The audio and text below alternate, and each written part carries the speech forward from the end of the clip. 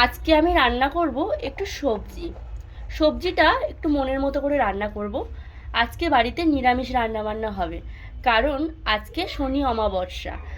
বহু বছর পর কিন্তু এই তিথিটা আজকে এসেছে, যার জন্য আজকে পুরো নিরামিষ খাবার দাবারই বাড়িতে আজকে রান্না হবে।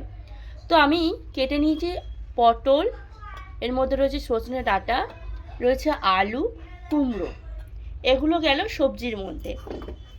অন্যদিকে দেখো আমি নিয়ে নিয়েছি বড়ি, ডালের বড়ি, মেদিনীপুরের ডালের বড়ি, বিখ্যাত সেই ডালের বড়ি মাসিমা দিয়েছিল, তো সেই বড়িটাই আজকে আমি রান্না করব।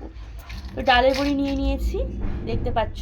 সবসময় মাছ মাংস খেতে চায়, নিরামিষ খেতে চায় না, সেই জন্য আজকে আমি নিজের মনের মতো করে নিরামিষ রান্নাটা করছি। এদিকে দেখো সোয়াবিনটাও নিয়ে নিয়েছি, এক প্যাকেট সোয়াবিন ছিল বাড়িতে, তো সেই সোয়াবিনটা আমি নিয়ে নিয়ে এরকমভাবে সোয়াবিনগুলো ভালো করে জল বের করে নেব। তো আজকের মেনুটাতে খুব সুন্দর একটা রেসিপি হতে চলেছে,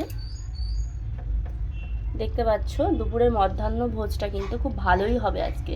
সয়াবিন নিয়েছি, সাথে নিয়েছি ডালের বড়ি আর সবজি, সব কিছু দিয়েই আজকে একটা মাখা মাখা রান্না করব সবজির। তো ভিডিওটা স্কিপ না করে প্রথম থেকে শেষ পর্যন্ত তোমরা দেখতে থাকো। আর প্রথমে আমি কড়াইটা গরম হয়ে গেলে তেল দিয়ে দেব। অল্প করেই তেল দিলাম, কারণ এই যে দেখতে পাচ্ছ সয়াবিনটাকে ভালো করে আমি তেলের মধ্যে ভেজে নেব।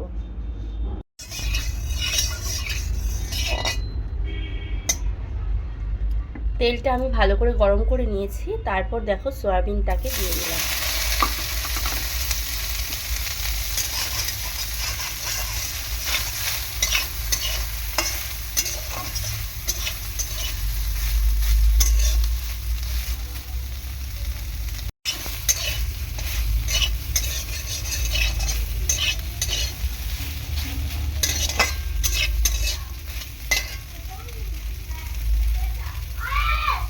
এবার সয়াবিনটা আমি তুলে নেবো এরকমভাবে।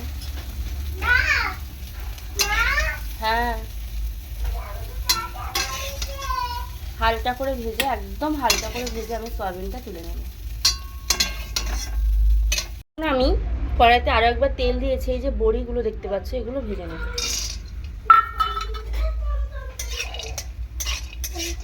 নিরামিষের মতো যদি রান্না হয় ভালো করে অনেক কিছু দিয়ে, তাহলে কিন্তু মাছ মাংসের কথা তোমার মনেই পড়বে না, মনে হবে যেন এই নিরামিষ দিয়েই পুরো ভাতটা শেষ করে দিই, মাছ মাংস আর লাগবেই না।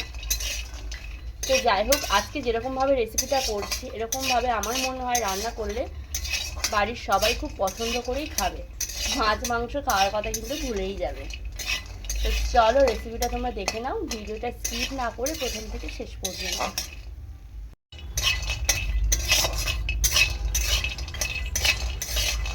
তো মোটামুটি বড়িটা ভেজে নিয়েছি, আর যেহেতু সয়াবিনটা আগে ভেজেছি, সয়াবিনটা ভাজার জন্য কড়াটা একটু দাগ দাগ হয়ে গিয়েছে। এতে তরকারির কোনো প্রবলেম হবে না। সয়াবিনটাকে এই বড়িটাকে এই যে সয়াবিনের মধ্যে আমি তুলে নিচ্ছি।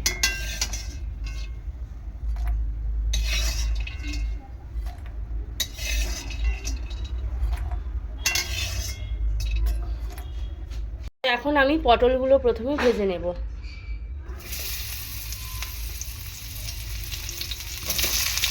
সবজির মধ্যে পটলগুলো দিলে ভালো ভাজা যাবে না, সেই জন্য আমি পটলগুলো একটু আলাদা করে ভেজে নিচ্ছি।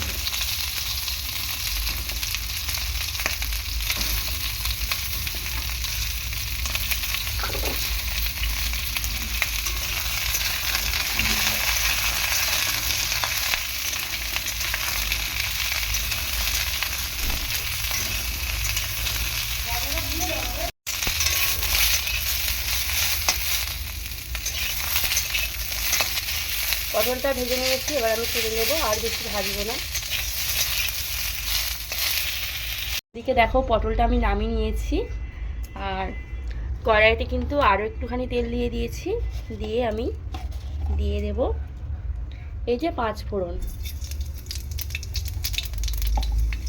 টমেটো কেটে নিয়েছি, আদা আমি গ্রেট করে নিয়েছি, গ্রেট করা আদা দেবো, যেহেতু কোনো পেঁয়াজ রসুন পড়ছে না সেই জন্য গ্রেট করা আদা, আর 2টো শুকনো লঙ্কা দিয়ে দেবো এই যে ফোড়নের মধ্যে।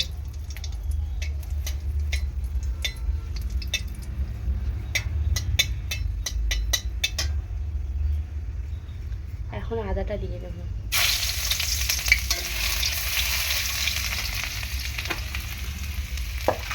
সাথে সাথে আমি সবজিগুলো দিয়ে দেবো।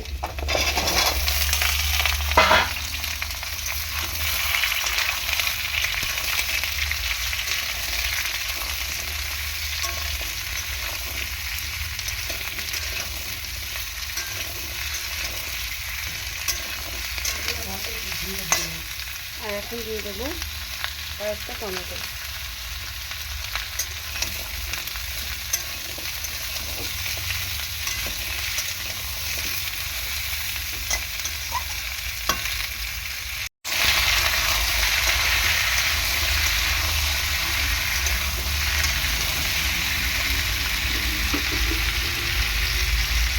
লবণ দিয়ে দিলাম পরিমাণ মতো।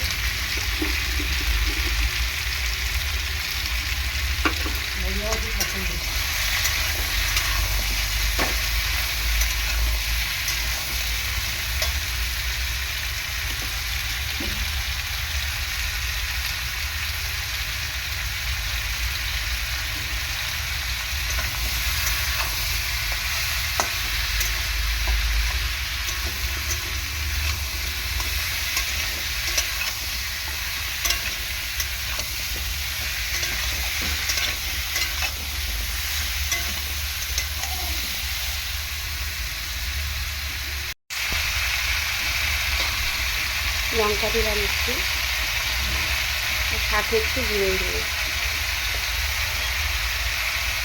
এরপরে আমি দেখো পটলগুলো দিয়ে দেবো।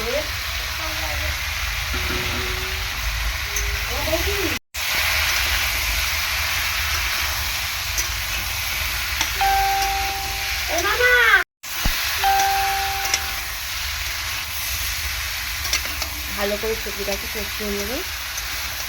দেখো কালারটাও কত সুন্দর চলে এসছে। নিরামিষ সবজি তরকারি বলে ভেবো না যে একদম খেতে ভালো লাগবে না, এরকমভাবে রান্না করে জাস্ট আঙুল চেটে চেটে খাবে সবাই।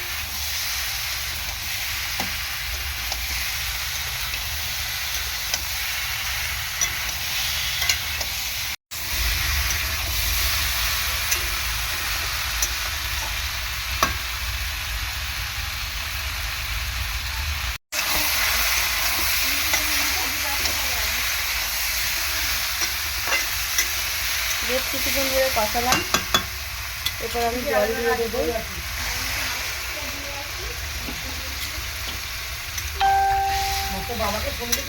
জল দিয়ে দিলাম, দিয়ে একটুখানি সেদ্ধ করে নেবো, আর একটুখানি জল দেবো অল্প করে।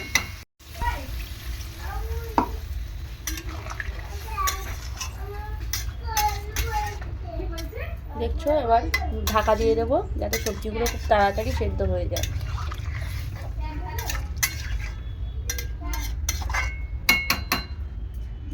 ঢাকাটা খুলে দেখি কতদূর সেদ্ধ হয়েছে। তো মোটামুটি অর্ধেক সেদ্ধ হয়েছে সবজিগুলো। আর ঘরেতে চিনি বা যে কোনো ধরনের মিষ্টি থাকলে এই তরকারির মধ্যে দিতে পারো।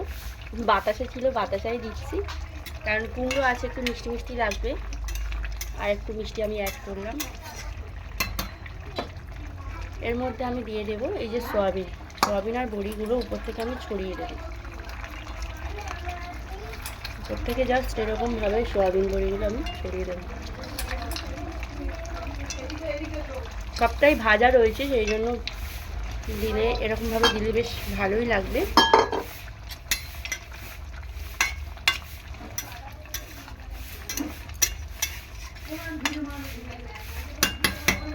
আবার ঢাকা দিয়ে দেবো কিছুক্ষণের জন্য, 10 মিনিটের জন্য ঢাকা দিয়ে দেবো।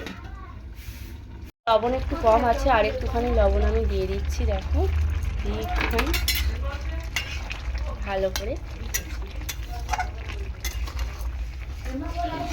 নাড়াচাড়া করে নিই।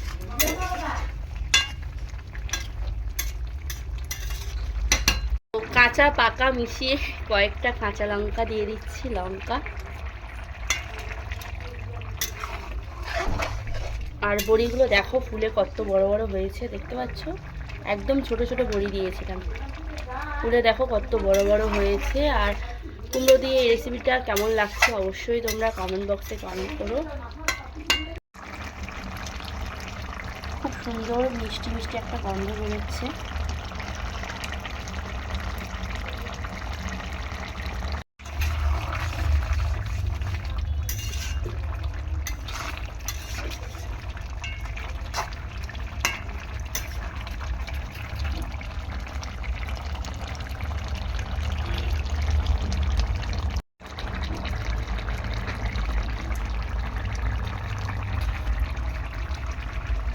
তো এখন নামিয়ে নেব, সেই জন্য একটু ঘি দিয়ে দেবো উপর থেকে, যেহেতু নিরামিষ তরকারি ঘি দিলে বেশ ভালোই লাগে।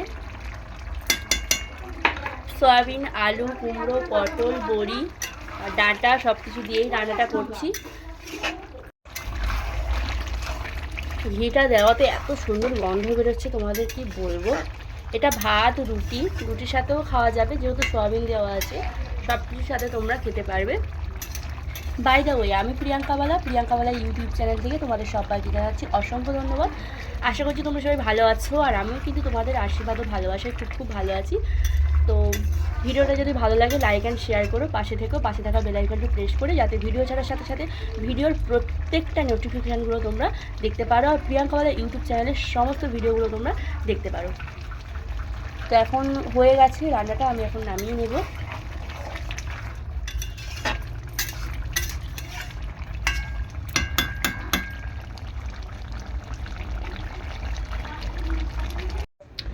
এরকম নিরামিষ তরকারি একবার খেলে কিন্তু বারবার খেতে ইচ্ছা করবে, ভীষণই ভালো লাগে এরকম নিরামিষ তরকারি। আর এটা আমি আমার মনের মতো করে রান্না করেছি, খেতেও কিন্তু দারুণ হয়েছে। তোমরাও বাড়িতে একবার ট্রাই করো, যারা নিরামিষ দিনে ভাবছো কি রান্না করব বুঝতে পারছি না, তাদেরকেই বলছি বাড়িতে একবার এরকম নিরামিষ তরকারি ট্রাই করো, দারুণ লাগবে। বাড়ির সব সদস্যরা খুব ভালো করেই খাবে। তো এরকম নিত্য নতুন ভিডিওর আপডেট আমি সবসময় নিয়ে দিতে থাকবো তোমাদেরকে। তো আজ আসি, সবাই সুস্থ থেকো, ভালো থেকো। পরের দিন একটা নতুন ব্লগ ভিডিও নিয়ে তোমার কাছে হাজির হব। টাটা।